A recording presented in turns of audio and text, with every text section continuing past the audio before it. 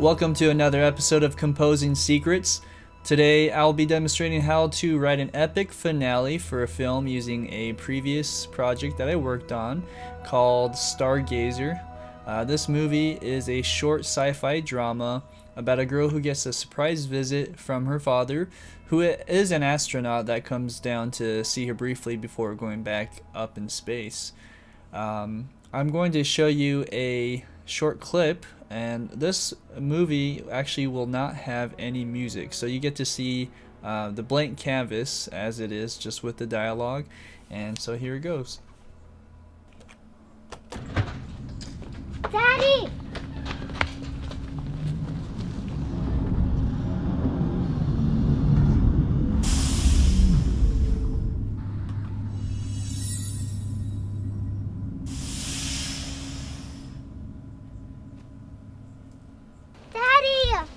Hello, Sophie. He's home.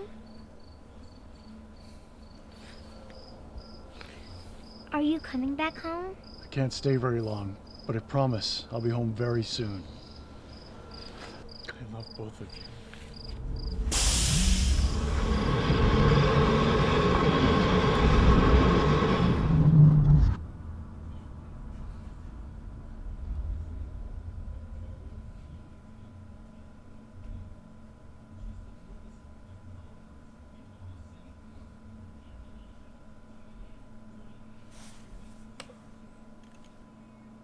Okay, so that was the end of the movie Stargazer. I'm not sure how much time that is, so I would estimate maybe the last minute or so.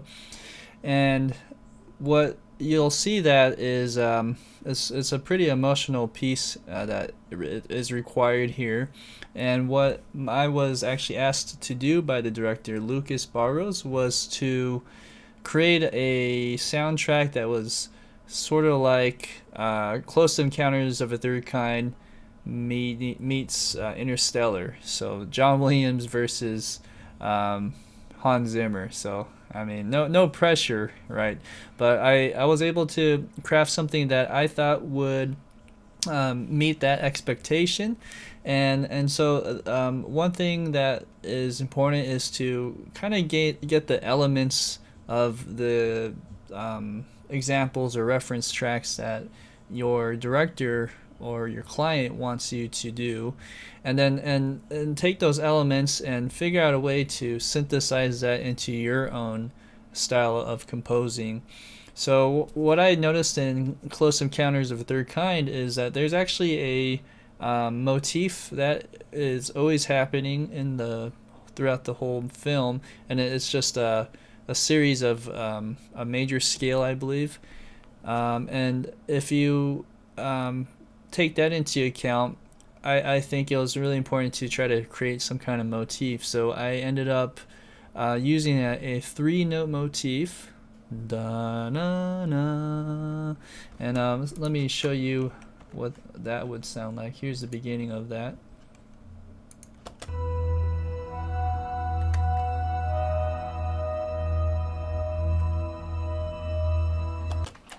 Again.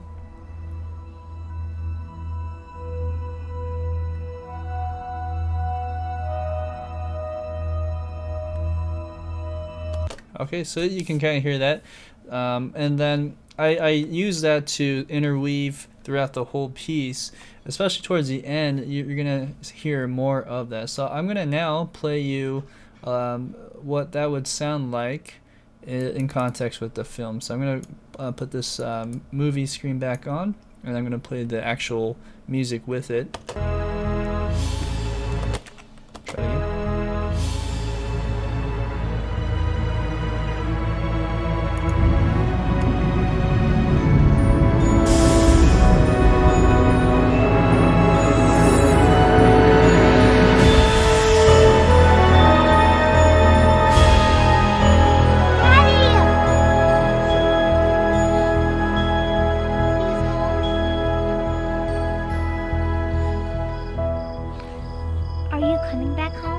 Can't stay very long, but I promise I'll be home very soon.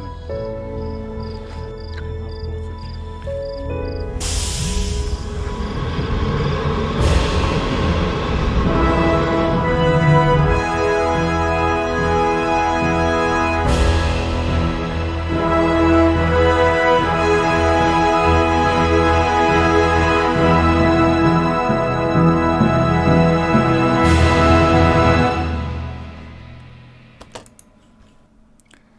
So this piece requires something that would be epic and grand. What I decided was to use the brass as sort of the main focal point and really carry the melody. And that's very simple in terms of the notes. There's, I think, 3 notes happening there as a motif. The strings are kind of doing something else. Woodwinds are doing something else. Then also, of course, you would have to have big percussion hits like big crash cymbals, timpani rolls, maybe some bass drum as well. So here is the idea. I'm going to break it down for you with the audio tracks right now. So this is the woodwind section.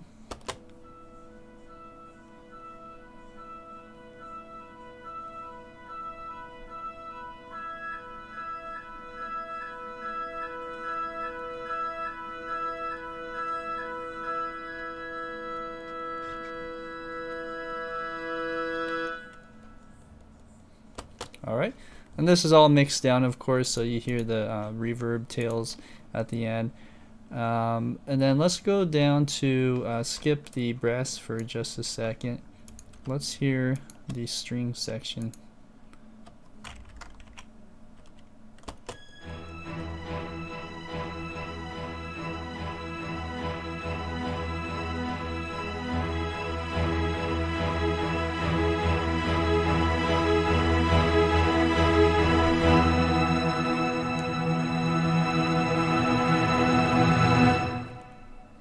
Great. So you'll notice that on there, there's some doubling with the woodwinds, and then there's some tremolo and the low strings to sort of crescendo at the very end. I'm not sure what this low strings FX was. Let me just double check here. Oh, okay, so it was just another low string track that I layered in there. Let's hear some other spots. So this is now my synth section. This is kind of where maybe the Hans Zimmer part goes in with the John Williams. Let's hear that.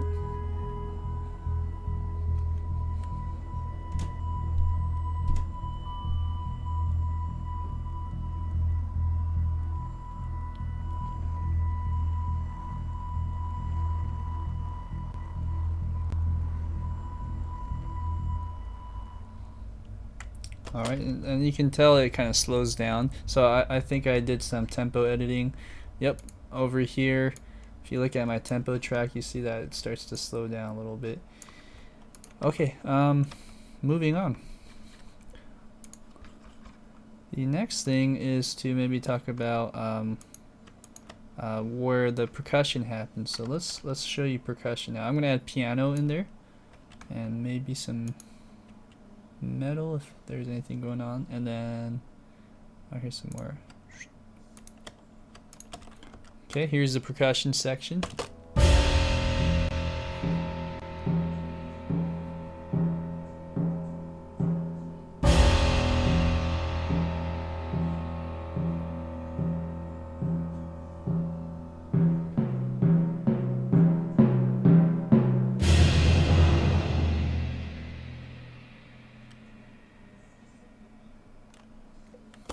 Okay. All right, and the last thing would be the brass section. Sorry, it's crackling a little bit. Let me try that again. I'm gonna have to deactivate these instruments because they just take a boatload of CPU. Okay, so here is the brass section now.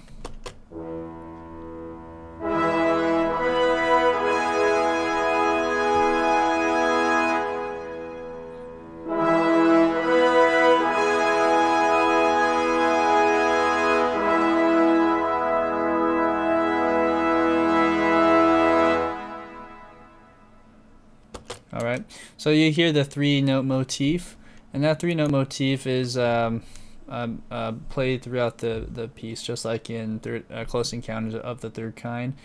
So where do you begin in all of this, right? I'm kind of giving an overview of how the track is laid out, but what I would suggest in your own creation of music like this, where it has to be big, I would say start with whichever section you're comfortable recording with. If you are a keyboard player, I mean, and you want to lay down some tracks right away, I would start with anything that is keyboard related. That's a good place to start.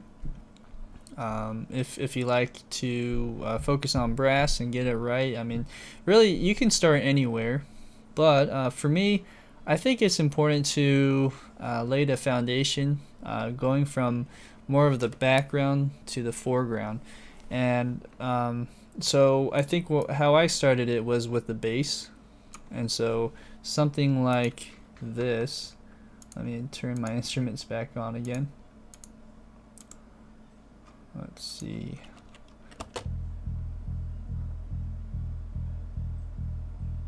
All right, and that's really easy to start with, right? By the way, this instrument I'm using right now is a massive instrument. It's one of these presets that I bought, a cinematic preset, and I really like it. Right, so I mean, you can do all sorts of stuff that way. And using that as sort of the foundation, then you can add in maybe another layer of a synth or something like a low string.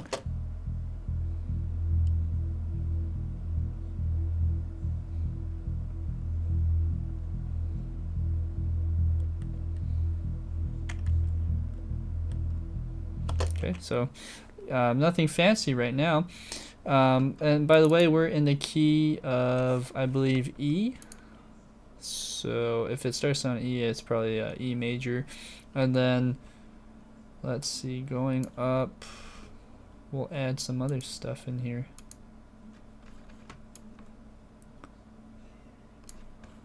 Let's look at this part. This is a string patch from the old East-West Symphonic Orchestra. Actually, it's in my Vienna Ensemble Pro, so I'll just play a little bit on that. Okay, so we have here.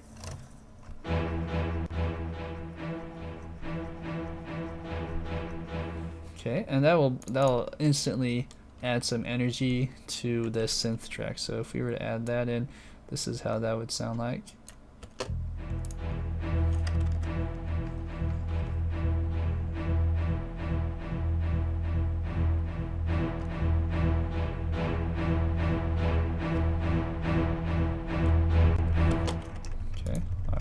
Notice how some of these are muted, so let me get those out of the way for you. Delete muted. Alright, so as you see here, we have a crescendo happening in the notes and the velocities. So as it gets louder, you'll hear more accents and accents, and that will kind of give it a dynamic perpetual motion, so to speak. So that's what's happening there, and I would recommend starting something like that as a base, and then from there I ended up orchestrating in a way where it just grows and then it sort of releases at the very end. And it's a simple concept in terms of what I'm doing. So here's the low brass one more time.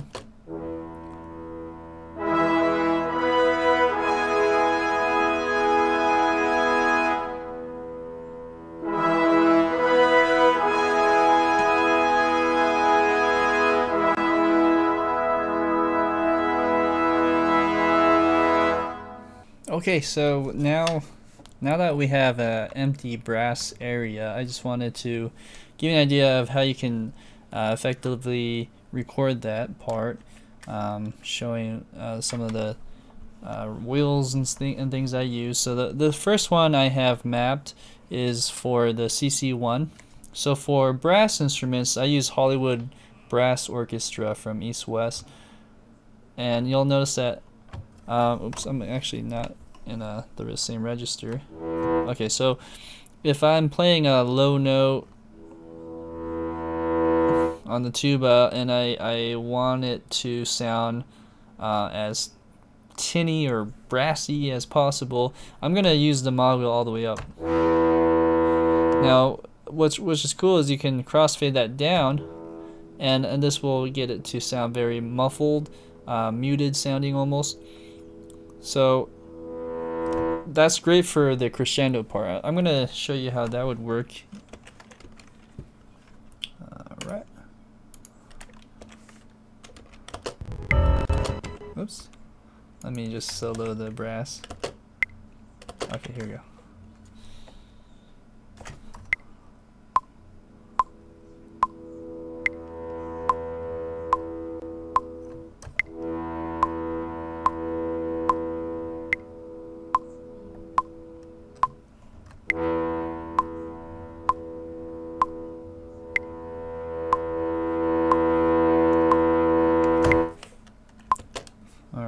So that's the idea. I'm kind of going backwards now. Normally I'll start from the very beginning, but I think this piece would just warrant to kind of give you an idea of the approach, at least more than the actual process of making it. But I do still want to create something for you here. So here we go. I'm going to edit this real quick. I actually want to start off with a bang more than a slow fade in. So okay, we'll keep that. All right, moving on. Let's go down from the bottom up. So now we have trombones. Okay.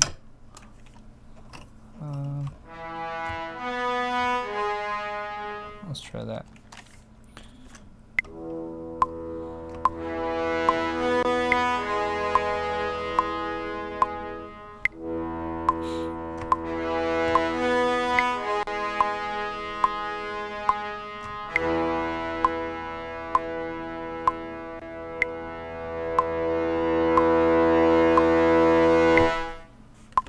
Okay, so we have that much. Moving on. Sorry for the clicks and pops. This is the part where my computer will struggle, as some of you know with virtual instruments. Next one, we will do horns. So the little horns will be that. Okay, so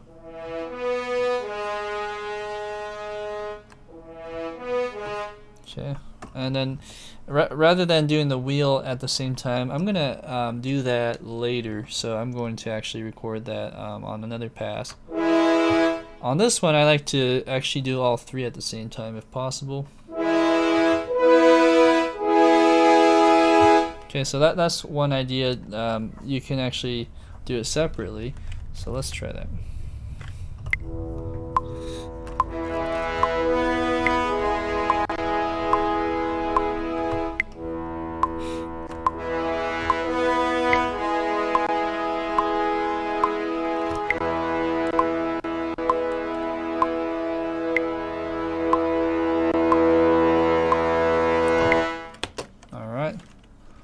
Now on that last note, I think I am adding a note that I don't want to be there, so let's do that one. Okay, so you notice how everything is maybe not in the right spot, so I'll kind of push it up, maybe quantize that just a little bit. I'm not quantizing, by the way, 100%, I'm at only 55%. Okay, so now we'll do the pass on that. Oh, let me record. Here we go.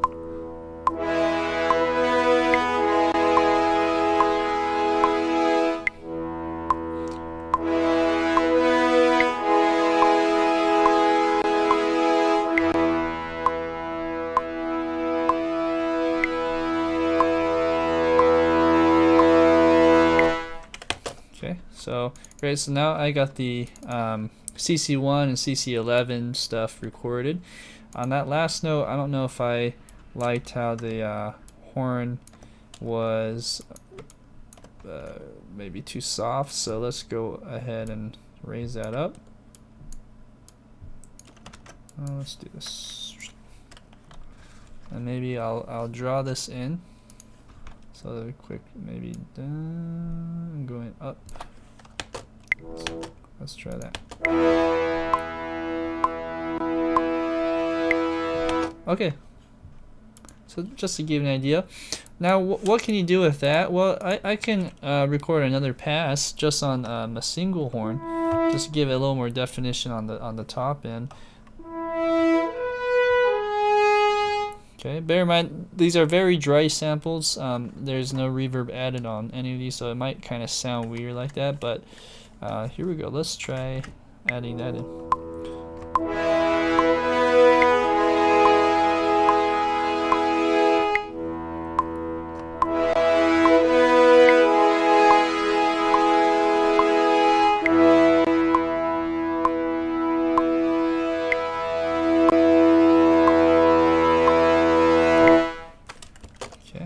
I think one of the notes poked out a little bit, so let's hear that. Right there, I think. So let's shorten that a little bit. Okay, maybe bring that down level-wise. Let's check it again.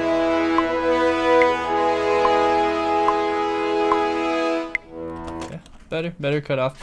And then we'll add some trumpet into the mix now. The trumpets will be an octave higher. So really nothing too complicated here. I am harmonizing in the horn section with 2 other notes. So there's actually, think of it as horns, 1, 2, 3, 4, 5, 6, or 1, 3, 2, 4, 5, or however that they lock in or the orchestration. But with the trumpets, you can also do a little bit of that.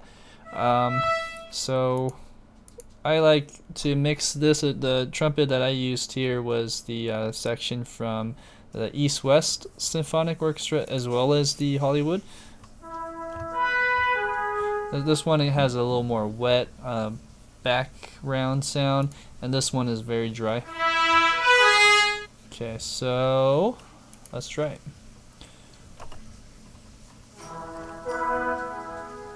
Alright, I'll do something like that. So same approach. I will do hands first, and then do the CC pass.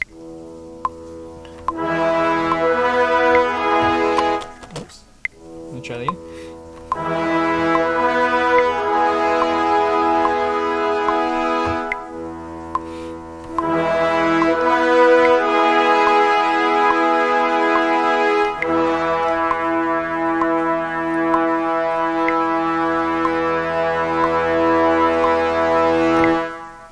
Good. All right. And just like anything else, whether you are recording MIDI or you're actually recording live, always subdivide in your head. That's another tip here. Subdivide in the eighth notes, especially when you're going really slow like this. Think 1 and 2 and 3, or 1E and 2E, and have that internal pulse as you're doing it. That way, you'll be able to record it better. So that's the trumpet section. I may want to do a little bit of quantizing here, so let's try that. Okay, and also on these older symphonic orchestra patches, they are very sensitive to the velocities, so you could maybe do a little bit of compressing on the velocity to get it to sound more even. It's a good and a bad thing. I like it personally. The newer Hollywood orchestra patches do not do it so much in certain patches. They're focused more on the wheels and the MIDI controllers. But on the brass patch for trumpets, at least, they're pretty good. You can still add accents in there. So the last thing is we're gonna add the trumpet section.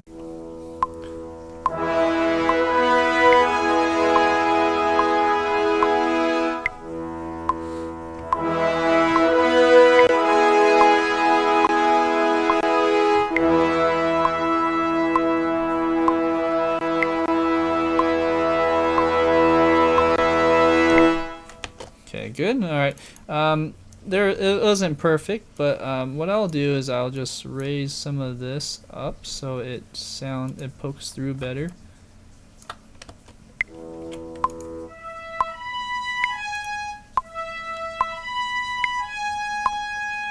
Okay, so you can see how that takes shape, and that's only because when you're composing to picture, locked picture, you have to make sure everything moves and moves with the scene and also ends with the scene very well. So there's a little bit of compromise in terms of how you can maybe swell something towards the very end, but in this case I was pretty satisfied with the end product.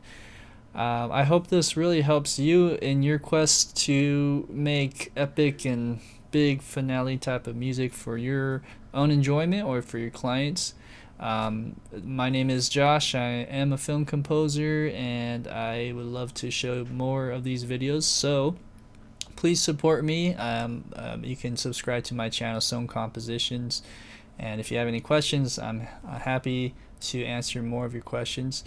Alright, well, till next time, have a good day.